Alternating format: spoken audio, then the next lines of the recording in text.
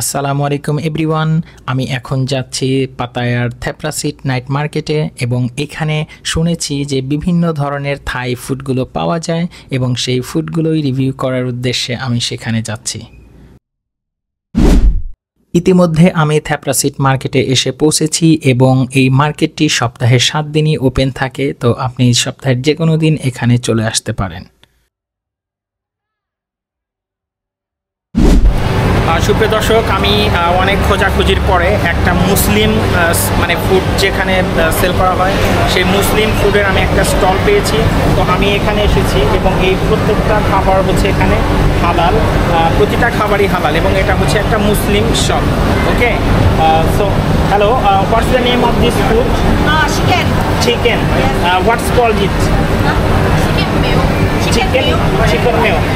This foods are chicken, এটা তারা chicken mayo বলে থাকে। এটা chicken item. What's this? This also chicken? Chicken breast. Okay, how much this on price? 10 baht. দর্শক, এটার price হচ্ছে 10 বাত, অর্থাৎ বাংলাদেশি টাকায় আপনার 37 টাকা আসবে। এবং তারা খাবারগুলো এখানে লাইভ তারা তৈরি করছে, আপনারা দেখতে পাচ্ছেন একদম লাইভলি এখানে তারা তৈরি করছে। What is this one? Chicken heart. Chicken. Chicken heart. This one price? 10 baht for one. This also 10 baht. প্রিয় দর্শক, আমার মনে হচ্ছে যে এটা চিকেনের যে কলিজা, সেই কলিজা দিয়ে তারা তৈরি করেছে। এটার প্রাইসটাও আপনার 10 Baat. And this one? Beef. And this is a beef item এবং এটার প্রাইসও তারা বলছে 10 Baat. What's this one? Beef bowl. Beef wow. Beef bowl. Wow. They are called this beef wow. And this one price 10 baht. No, 30 baht. 20 baht. 30 baht.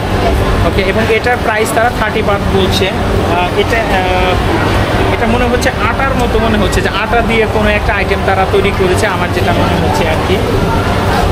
ওকে, আমরা এখন ফুডগুলো নেব, ফুডগুলো নিয়ে এটার রিভিউটা আপনাদের সাথে শেয়ার করব, এটার টেস্টটা কেমন সেটা আপনাদের সাথে শেয়ার করব। এবং এখানে রাইসও আছে, অ্যাভেলেবেল আছে রাইস, এবং এই রাইস দিয়ে আমরা খাবারটা খাবো। আমরা এখান থেকে খাবারগুলো অর্ডার করার পরে, মানে এটা কিন্তু ফুল প্রসেস করা নেই খাবারটা, এখানে জাস্ট খাবারগুলো সাজিয়ে রাখা হয়েছে, মানে হয়তো 2টা স্টেজ তারা কমপ্লিট করে খাবারগুলো সাজিয়ে রেখেছে। তো আমরা অর্ডার করার পরে তারা আবার এই খাবারগুলো তারা ফ্রাই করে দিচ্ছেন। আপনারা দেখতে পাচ্ছেন এখানে ফ্রাই করা হচ্ছে খাবারগুলো, এখানে খাবারগুলো ফ্রাই করা হচ্ছে।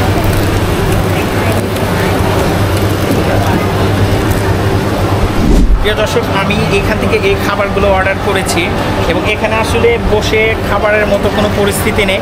তারপর আমি এগুলো রিভিউ করার জন্য আমি এখানে দাঁড়িয়ে আমি খাবারটা খাবো আর কি।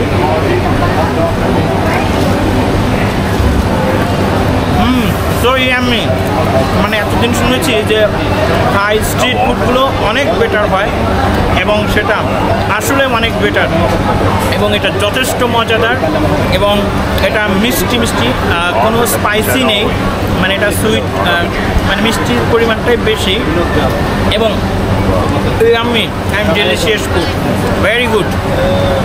প্রিয় দর্শক, আমি ওনার সাথে কথা বলতে চাচ্ছিলাম কিন্তু উনি আসলে অনেক লজ্জা বোধ করে, মানে উনি মুসলিম নারী, এখানে থাইল্যান্ডে বহুত মুসলিম নারী আছে। তো ওনাকে আমি রিকোয়েস্ট করেছিলাম এটা ফুড সম্পর্কে জানার জন্য, বাট সে আসলে শাই ফিল করছে কথা বলার জন্য। What's your name? My name is Sarina. Sorry? Sarina. Are you Muslim? Yes. Okay, thank you. Thank you. How are you? How are you? Mango sticky rice. Mango sticky rice. 50 baht. Yeah. Okay, give me 2. Okay. You can choose.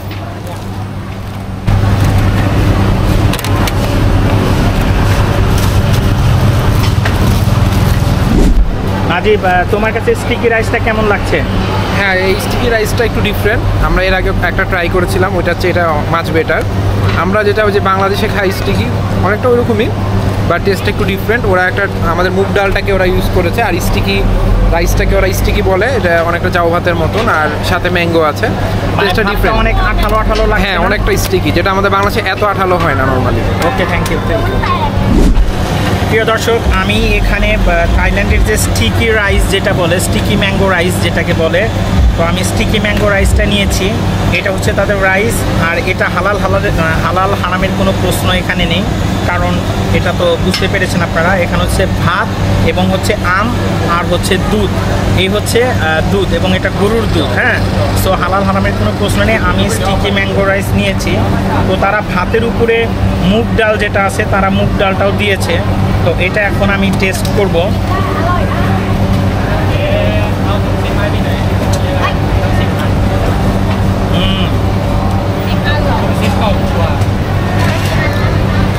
আমের test আমরা যেটা আমাদের দেশে পেয়ে থাকি, আমের যে Saint বা যে ঘ্রাণটা অ্যাজ ইউজুয়াল সেটাই আর কি। বাট রাইসটাও আমার কাছে খুবই ভালো লাগছে, কারণ এটা একটু আঠালো আঠালো আমার কাছে মনে হচ্ছে। আর আমরা সাধারণত আমাদের দেশে যেটা খেয়ে থাকি, ভাতগুলো সাধারণত একটু ঝরঝরা হয়, বাট এদের রাইসটাতে একটু ডিফারেন্সটা আছে এবং এটা সত্যি মজাদার এবং অনেক মজাদার একটি খাবার। আপনারাও আসলে এটা ট্রাই করতে পারেন।